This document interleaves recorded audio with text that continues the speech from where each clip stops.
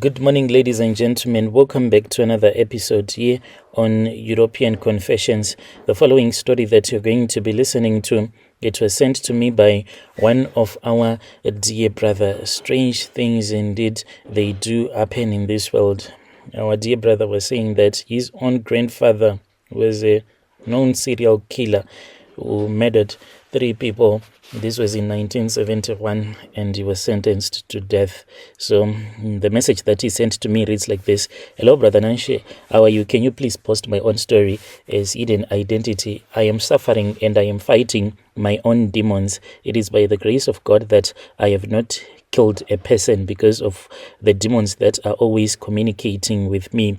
So I just want to send a clear warning to your listeners. If you are in a situation where there is violence that might end up happening, you fighting with another person, it is far much better for you to be called a coward and for you to walk away, rather than to prove a point that you are far much more better than the person that you will be fighting against. Because to kill a person, it is not easy. A person is not just a wild animal that you can just kill and forget about it. In our own family, what hurts me the most is that it is a known fact that my grandfather murdered 3 people. So the spirits of these people that my grandfather murdered, they are vengeful spirits. They are always haunting their families. But people, they do not want to fix this mess. As for me, I was told that when I was somewhere around 5 years, what will happen is that I would fall to the ground and I will have an epileptic seizure. And after having that epileptic seizure, then I will start to say that I want him to murder, as if that spirit was saying that it wanted me to kill more people so that there can be more spirits that will be haunting our family. It is not me only. I have my own sisters, because my sisters, they have their own kids that also have these epileptic seizures. And after they would have had these epileptic seizures, then those spirits, they will start to speak through them and saying that we still need more people to be murdered by this family. And I am suffering each and every night. I do suffer because I hear the voice of my grandfather as he will be speaking with me. My grandfather, he comes to me, he visits me in my dreams, and he tells me all the evil things that he did when he was still alive.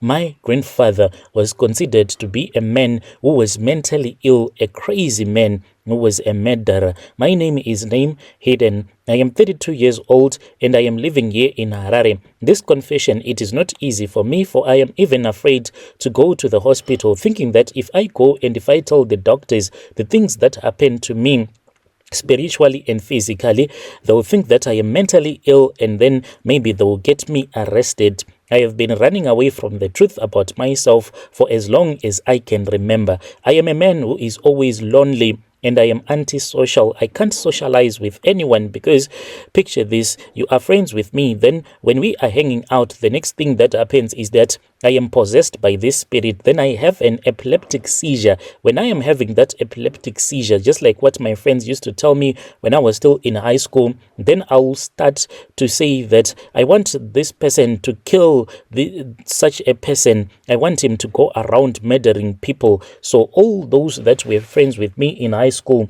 they stopped being friends with me because they were scared that I was about to kill another person. You see, violence, it runs in my family. We were told that it did not even start with my own grandfather, but it seems as if my grandfather made it worse, and he was the one who ended up being sentenced to death. My grandfather was a comrade. He went to war. Whilst he was in the wars of liberation, he was kicked out by the other comrades because of his violent behavior. Whenever my grandfather visits me in my dreams, he tells me how he was sentenced to death. This was after he had murdered 3 people in 1971. He even claims that before he had murdered these 3 people, when he used to be in the army, he murdered even more people. He said that he once murdered this other comrade of his. At that time, when they were in the bushes, this man complained and he said that he was having a stomach ache, and he then left the site where they were camping. And then when he went into the bushes to relieve himself,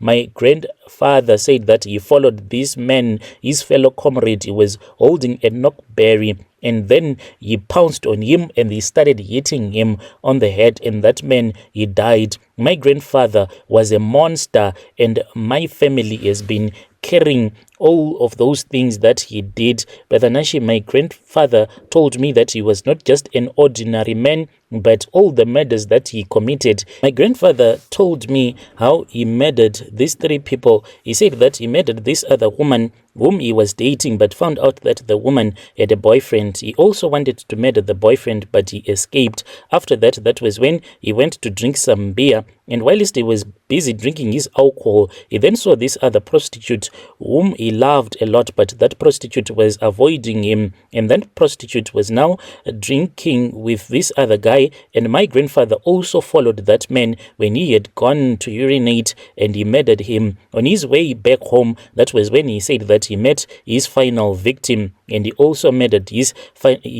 last victim, and then he got arrested. After my grandfather had been arrested, that was when he was sentenced to death. So after my grandfather had been sentenced to death, then the people in the family, they just said that it was over. But Brother Nashi, to tell you the truth, I am suffering a lot.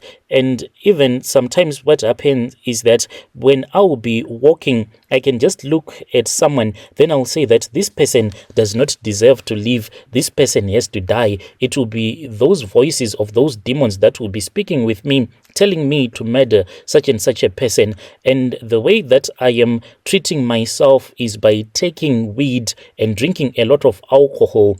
And when I take weed and alcohol, sometimes I start to have these hallucinations of me going on a murdering spree. I still remember there was this other day when I had to rush to town because there were some things that I needed to town. So this was after I had smoked my weed and drank my alcohol. When I was walking in town, that was when I saw this other guy. He was just harmless. He dropped off from this other taxi, and then I had a demon that told me to follow this man. This demon told me to pick up a plastic bag. So I picked up a plastic bag and this shopping bag that I had. So this demon was telling me that I was going to be able to overpower this guy. All that I had to do was to follow him behind. For this guy, he was about to die anyway. I was going to do God a favor by murdering him. So I had to follow him until he was in a place where it was only me and him, and I had to jump on him and place that plastic bag on his head while he's choking him so that he can die.